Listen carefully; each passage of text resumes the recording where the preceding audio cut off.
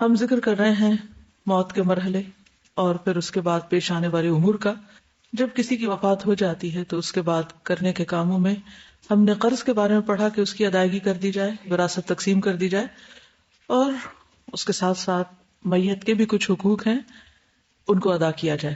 ان حقوق میں سب سے اہم حق غسل، کفن اور دفن ہے. عزت اور احترام کے ساتھ رخصت کرنا. آج انشاءاللہ ہم غسل میت کے بارے میں پڑھیں گے کہ کس طرح غسل دینا چاہیے. ہم میں سے ہر شخص کو غسل دینا آنا چاہیے، کیونکہ جب ہم قرآن پڑھتے ہیں، دین پڑھتے ہیں، دین کی طرف آتے ہیں، لوگ ہمیں دیندار ہونے کے نام سے پہچانتے ہیں، تو پھر وہ ہم سے توقع رکھتے ہیں کہ وفات کے موقع پر ہم ان کی صحیح رہنمائی کریں. اور اگر ہمارا اپنا علم ناقص ہے تو ہم صحیح طور پر دوسروں کو نہیں بتا پائیں گے. آپ کو بھی اتفاق ہوا ہوگا، مجھے بھی اتفاق ہوا ہے کہ وفات کے بعد جب کسی کے گھر میں جاتے ہیں تو گھر والے تو سخت پریشان ہوتے ہیں اور انہیں کچھ سوجھ نہیں رہا ہوتا، اس وقت دماغ بھی پورا کام نہیں کر رہا ہوتا.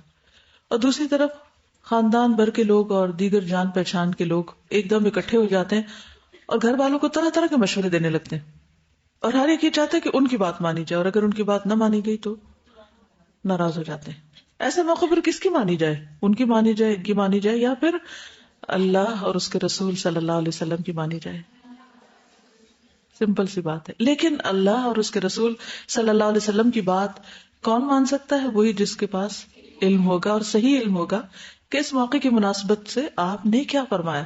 ہمیشہ سے ہماری یہی تلاش اور جستجو ہونی چاہیے کہ مجھے صحیح ترین چیز پتہ چلے کہ اس موقع پر، خواہ وہ زندگی کا کوئی مرحلہ موقع ہو یا وفات یا اس سے متعلق یا اس سے بعد، مجھے یہ معلوم ہو جائے کہ میرا رب اس وقت مجھ سے کیا چاہتا ہے، تاکہ میں وہی کروں جو میرا رب مجھ سے چاہتا ہے. کیونکہ میری زندگی کا مقصد اسے خوش کرنا ہے، کیونکہ زندگی کے بعد مجھے اس سے جا کے ملاقات کرنا ہے.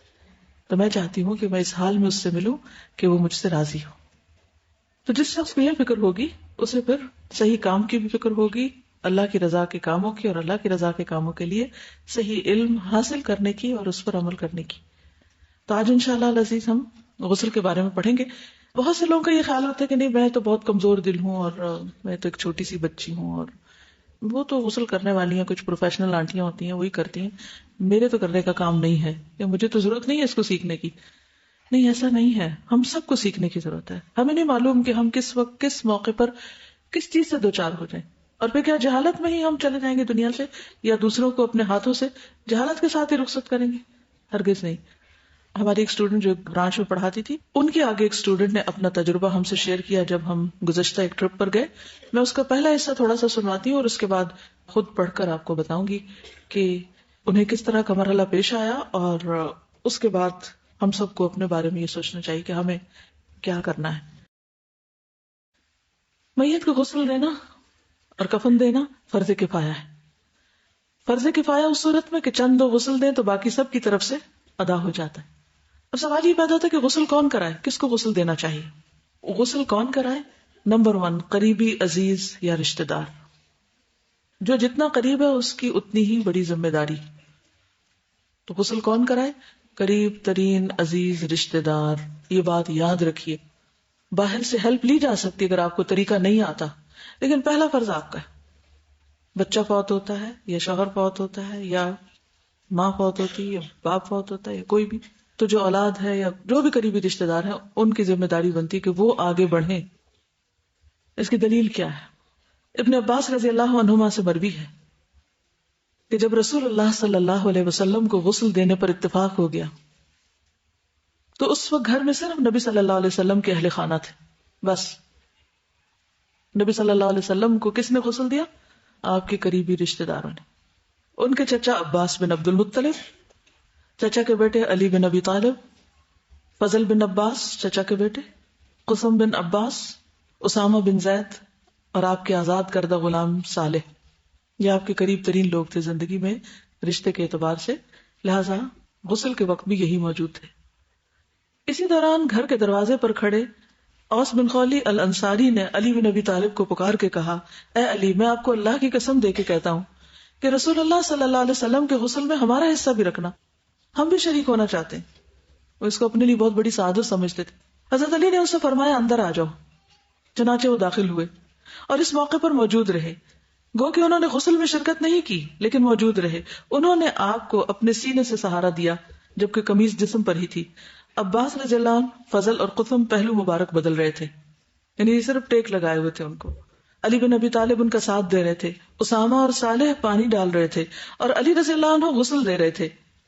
اب یہ بھی نہیں کہ سارے رشتہ دار گھس جائیں اور وہاں ایک ادھم مچا دیں اور ایک دوسرے کے اوپر یہ دے دو وہ دے دو، نہیں، پوری پلاننگ کے ساتھ. کون سہارا دے گا، کون دھوئے گا، کون پانی ڈالے گا، کون کیا کرے گا، ہر ایک کی ڈیوٹی مقرر کریں اور پھر وہ وہی کام کرے. اس وقت گھبراہٹ کا شکار ہو کے یا ایک ہنگامہ مچا کے ایسا سین کریٹ نہ کرے کہ جو اس وقت احترام اور ادب کے خلاف ہو. یہاں آپ دیکھیں کہ ایک ایک اپنا اپنا کام کر رہا ہے. غلاموں کو کس پہ لگا دیا، پانی ڈالنے، اور باقی کام وہ خود کر رہے ہیں.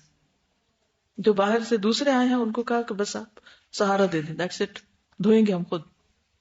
اسٹوڈنٹ خدیجہ جاپان گئی، وہاں مسجد میں انہوں نے دین کی تعلیم کا کام شروع کیا. خواتین ان سے بہت متاثر ہوئی، ان کی بات کو سمجھا اور دین مزید سیکھنے کا شوق پیدا ہوا. پہلے وہ صرف نام کی مسلمان تھی، یعنی وہ وہاں کے جو جاپان میں رہنے والی مسلمان خواتین تھیں، کہ اسلام کے ساتھ ان کا رشتہ بس جوڑ دیا گیا. وہاں جا کر خدیجہ کو بہت حد تک یہ احساس ہوا کہ دین آگے پہنچانا کتنا ضروری کام ہے.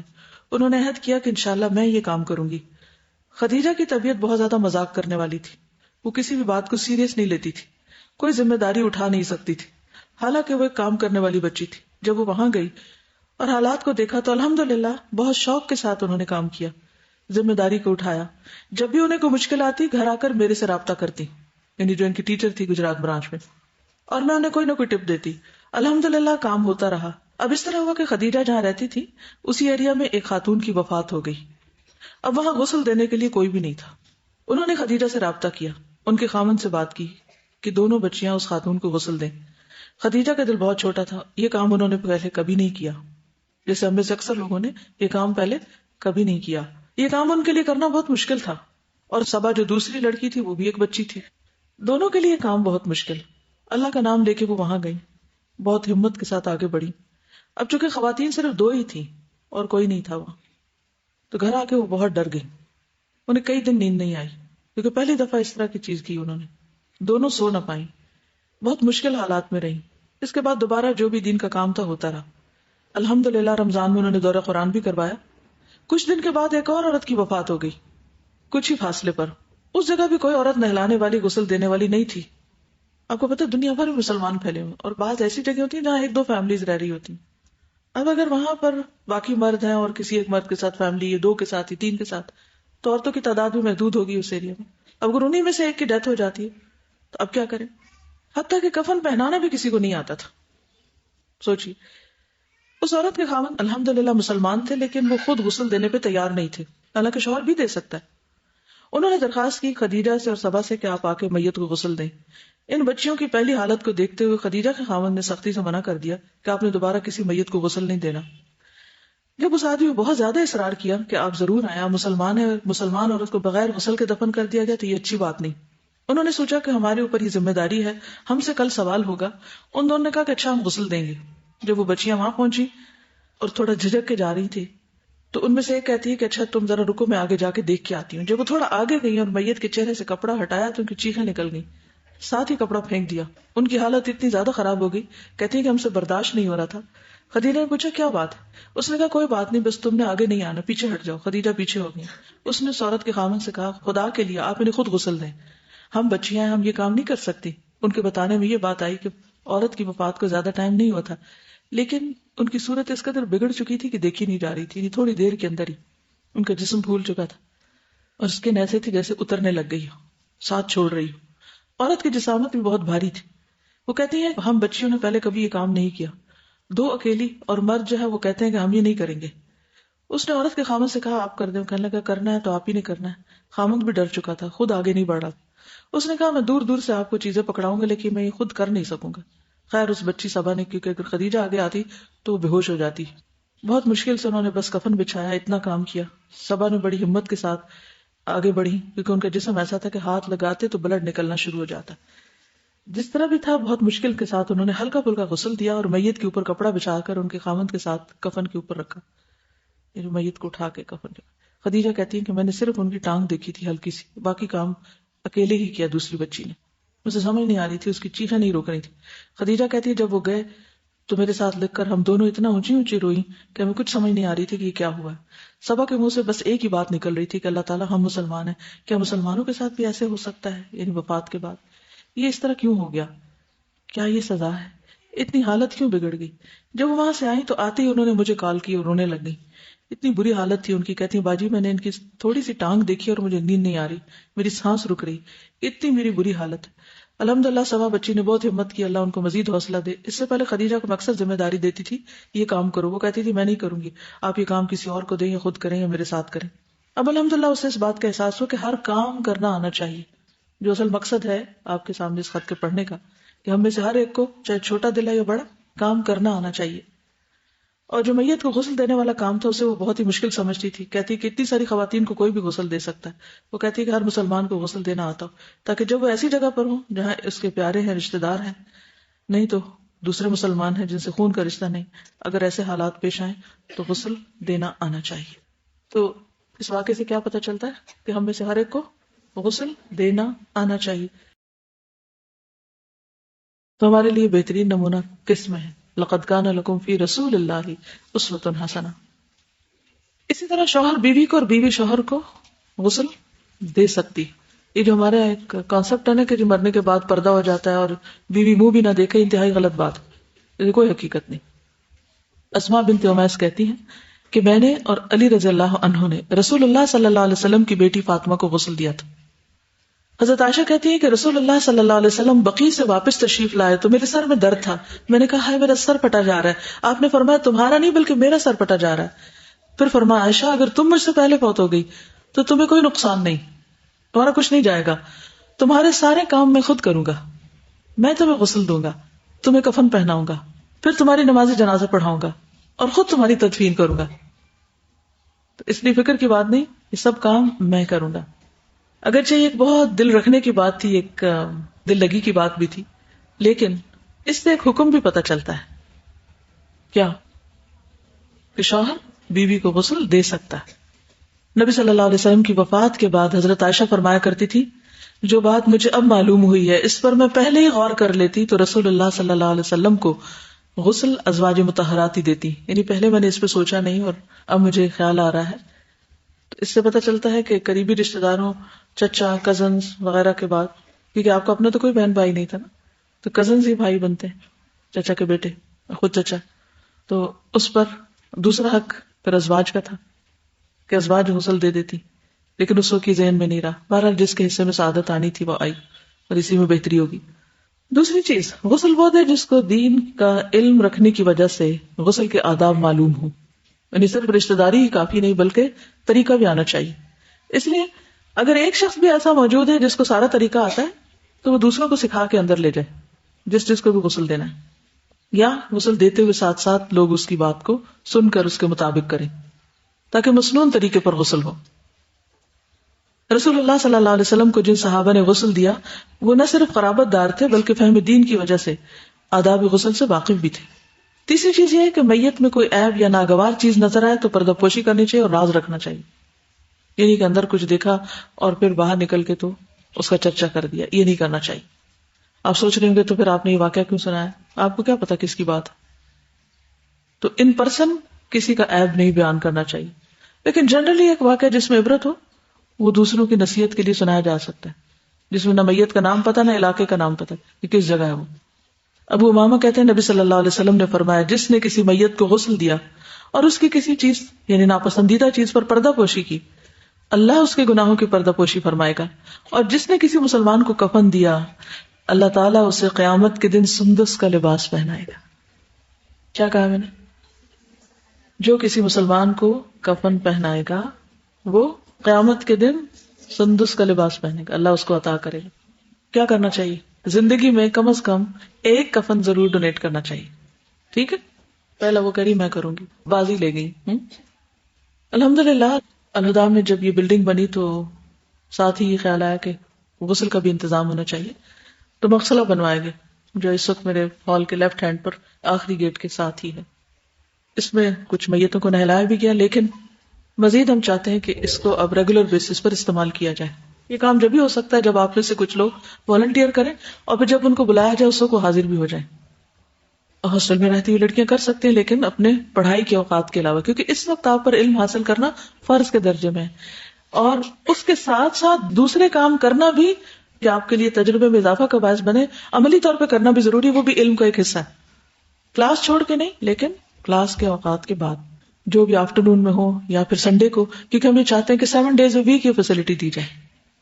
ٹھیک ہے رات کے وقت نہیں، لیکن صبح سے لے کے مغرب سے پہلے عصر تک، کیونکہ رات کے وقت دفنانا پسندیدہ نہیں، اور اتفاق یہ ہے کہ قبرستان بالکل یہاں سے ساتھ ہی ہے. اب ہوتا یہ ہے کہ پہلے بھی جو ہم نے غسل دیے ہیں اس میں جب لوگ آتے ہیں تو وہ ایکسپیکٹ کرتے ہیں کہ کفن بھی ہم ہی ان کو دیں، ہم ان کے لیے کفن کا انتظام کریں. وہ کفن دے دیا گیا لیکن کسی نے کوئی قیمت ادا نہیں کی. آپ کا کیا خیال ہے اس وقت ہم جب کوئی میت لے کے آئے تو ہم کہیں جی اتنے کا کفن ہے پہلے پیسے دیں؟ کہنا چاہیے؟ نہیں کہنا چاہیے. تو اگر ہم سب نیت کر لیں کہ چلو ایک کفن ہم دے دیں گے تو انشاءاللہ اس سے کیا ہوگا، جو بھی آئیں گے ان کو فی سبیل اللہ کفن ملتے جائیں گے. اور یہ عمل صرف صدقہ نہیں، صرف آپ کے لیے آخرت کا اجر نہیں، بلکہ دین کی تبلیغ کا ایک بہت بڑا ذریعہ بنے گا. پیدائش پہ ہم کپڑے دیتے ہیں، شادی پہ ہم لوگوں کو بڑے بڑے گفٹ دیتے ہیں، کوئی بھی خاص موقع ہوتا ہے تو ہم سب سے زیادہ کیا دیتے ہیں گفٹ میں؟ کپڑے. لیکن آخری لباس دینے میں، آخری تحفہ دینے میں عموماً خیال ہی نہیں ہمارا کہ اس کا اجر کتنا ہے. کیا کسی حدیث میں ہے کہ جو کسی کو پیدائش کے موقع پر سوٹ دے گا اس کا یہ اجر ہے؟ نہیں نا. کوئی شادی کے موقع پر کسی کو عروسی جوڑا پہنائے گا تو یہ اجر کہیں ہے، لیکن وفات کے وقت اگر کوئی کفن کسی کو پہنائے تو اس کا اجر بتا دیا گیا. جب سے یہاں کفن کی سروس شروع ہوئی ہے الحمدللہ تو بہت آسانی ہوگی کہ بنا بنایا کفن پیک، اس میں ہر چیز نہلانے سے متعلق جو ہے وہ بھی موجود ہوتی. تو اب یہ ہے کہ آپ یہ بھی کر سکتے ہیں کہ لے کے یہیں ڈونیٹ کر دیں، اور آپ یہ بھی کر سکتے ہیں کہ لے کے ایک گھر میں رکھ چھوڑیں، اور کہیں کسی کا بھی سنے تو فوراً ان کو آپ کہیں کہ میں کفن بھجوا رہی ہوں، میری طرف سے یہ ہدیہ ہے. اس طرح بھی آپ کر سکتے ہیں. اور اگر ہو سکے تو اپنے وارڈ روم میں کپڑوں کے ساتھ ایک کفن بھی لٹکا چھوڑیں، تاکہ جب کھولے الماری تو آخری لباس سامنے ہی ہو، تو موت نہ بھولے یہ بھی ایک دن پہننا ہے. ابھی تو میری چوائس ہے یہ پہن رہی ہوں لیکن ایک دن یہ بھی پہننا ہے. دیکھیں تزکیے کا بڑا اچھا طریقہ ہوگا. یہ کہتے ہیں کہ پتہ چلا کہ کفن یہاں سے ملتے تو انہوں نے 8-10 کفن منگوا لی. اکثر ایسے ہی ہوتا ہے کہ اپنے لیے لے کے رکھتے ہیں تو کسی نہ کسی کے کام آ جاتا ہے، اور کوئی آکورڈ ٹائم پہ آپ کو پتا ہے کبھی دھرنے ہو رہے ہوتے ہیں، کبھی ہڑتالیں ہو جاتی ہیں، اور بعض لوگوں کے اوپر ایسی مشکل بھی آئی کہ اسٹرائک ہوگی، ساری مارکیٹس بند، سارا دن کفن ہی نہیں مل رہا، تو اس میں ڈیلیز ہو جاتی ہے پھر دفنانے میں. تو اس لیے انتظام کر کے رکھنا چاہیے. میں یہ نہیں کہتے کہ سارے لے کے ادھر ہی چھوڑ دیں، لیکن گھر میں بھی رکھیں، ادھر بھی. اس کے لیے ہم بلک میں آرڈر دیں گے، پھر بنوائیں گے. ابھی آپ کو پہننا بھی سکھائیں گے کہ کیسے پہناتے ہیں، تاکہ آپ مسنون کفن دے سکیں، اور پھر جہاں جائیں ان کو خود بھی طریقہ بتائیں کہ کیسے ریپ کرنا ہے. وہ ریپ کرنا بھی آنا چاہیے. جیسے بچوں کو ریپ کرنا ماں کو نہیں آتا، تو اسی طرح مردے کو ریپ کرنے کا بھی طریقہ نہیں پتا جب تک آپ دیکھیں گے نہیں. انشاءاللہ آگے چل کے ذرا غسل ہو جائے، پھر اس کے بعد میں اس پہ آتی ہوں. ہم لوگ نے اپنی سوت القرآن میں جب میرا جینا مرنا پڑھایا تو ہم نے کپڑا لا کے اپنے اسٹوڈینٹس کو کٹنگ کرنا سکھایا. پھر انہوں نے سب نے پیسے ڈونیٹ کیے. پھر ہم نے بہت سارے کفن کاٹے، ہر ایک کو پریکٹیکلی کر کے بتایا. پھر ہر ایک نے اپنے گھر میں 2 کفن کے پورے سیٹ رکھے، کیونکہ کبھی کوئی اویلیبل ہوتا ہے، کبھی کوئی اویلیبل ہوتا ہے. تو جس کو بھی کال آ جاتی ہے، اگر ہمارے پاس نہیں ہوتا ہم کسی سے لے کے، اور ہمارا پورے علاقے میں وہ ٹیم کام کرتی ہے. اور ہم اگر ہمیں کوئی کال بھی آ جاتی ہے تو ہم اپنا پوری چیزیں لے کے جاتے ہیں. کراچی میں تو پوری ٹیم ہے، اور ہم ماشاءاللہ بہت لوگوں کو غسل وغیرہ دیے کرتے ہیں، ہیں. جہاں سے بھی آئے کال تو پہنچ جاتے ہیں، راتوں کو بھی پہنچ جاتے ہیں لوگ. الحمدللہ، کیونکہ لوگوں کو ایک تو طریقہ نہیں آتا، دوسرے اپنے ہی رشتے داروں سے ڈرتے ہیں. کیا وفا ہوئی، اتنی جلدی ساتھ چھوڑ دیا کہ غسل کے لیے آگے نہیں آ رہے. اکثر اپنے ماں یا بچے کے لیے بھی لوگ آگے نہیں بڑھتے، اور کہتے ہیں بس نہلانے والا کوئی آ جائے اور وہی کر دے، ہم نہیں کر رہے. ایک اکٹھے اجتماعیت سے کام کرنے کا اپنا فائدہ ہے. اب اگر آپ میں سے ہر کوئی بازار پہنچ گیا اور گلیوں میں مارا پھرا اور مہنگا سستا خرید کے لے آیا تو وقت ضائع ہوگا. لیکن فیسلٹی یہاں مل جائے گی تو انشاءاللہ سب کے لیے آسانی ہوگی. لیکن اپنے کرنے کے کاموں کی لسٹ میں لکھ لیں تاکہ آپ بعد میں بھولے نہیں اس کو. ٹھیک ہے انشاءاللہ.